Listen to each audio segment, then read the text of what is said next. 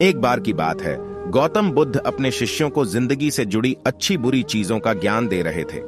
सभी शिष्य उनकी बातों को बहुत ध्यान से सुन रहे थे। उन सभी में एक शिष्य ऐसा था जिसे प्रश्न पूछने की बहुत आदत थी। वो उठकर गौतम बुद्ध के पास गया और उनसे बोला, आप हमें जिंदगी के बारे में जो कुछ सिखा रहे हैं उस सब का क्या फायदा, क्योंकि हम में से बहुत से बच्चों को यह भी नहीं पता कि हमारे जीवन का मूल्य क्या है और ये जीवन हमारे लिए कितना कीमती है। पहले आप हमें यह बताइए कि इस जीवन का मूल्य क्या है। अपने शिष्य की बात सुनकर गौतम बुद्ध अपने कक्ष में गए और एक चमकता हुआ पत्थर का टुकड़ा लेकर आए।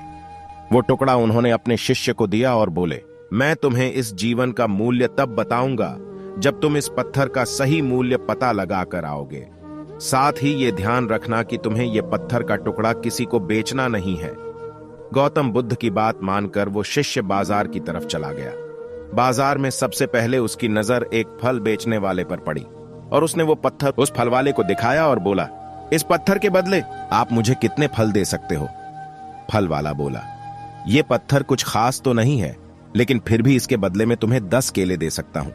वो शिष्य उस पत्थर को लेकर आगे चला गया। फिर उसे एक सब्जी वाला मिला। शिष्य ने उस सब्जी वाले से उस पत्थर की कीमत पूछी।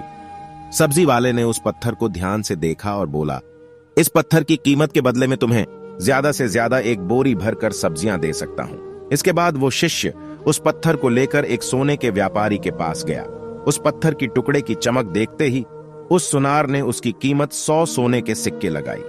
शिष्य ने वो टुकड़ा बेचने से मना किया तो वो सुनार उसके बदले 200 सोने के सिक्के देने को भी राजी हो गया, लेकिन शिष्य ने वो पत्थर नहीं बेचा।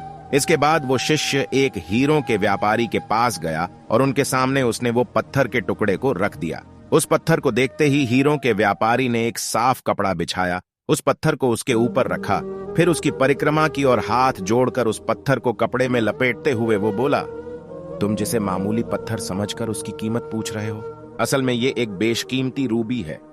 ऐसा रूबी हर किसी को नहीं मिलता। मैं अगर अपना सब कुछ बेच भी दूं तो भी इसकी कीमत नहीं चुका सकता।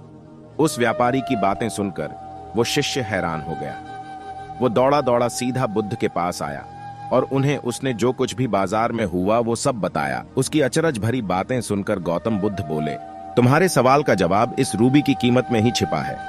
हमारा जीवन भी एक रूबी है। रूबी की तरह ये भी बेशकीमती है, लेकिन हम इस बात को हमेशा नजरअंदाज करते हैं और अपने जीवन का मूल्य नहीं समझते। हम दूसरों को देखकर और उनके जैसा जीवन जीने की कोशिश में अपने जीवन की कीमत को कम कर देते हैं। हम ये सोचते हैं कि हमारी जिंदगी की कीमत वही है जो दूसरे हमें बताते हैं, लेकिन ये बात हमेशा ध्यान रखना कि सामने वाला अपनी हैसियत, बुद्धि और अपनी समझ के हिसाब से तुम्हारी कीमत लगाता है।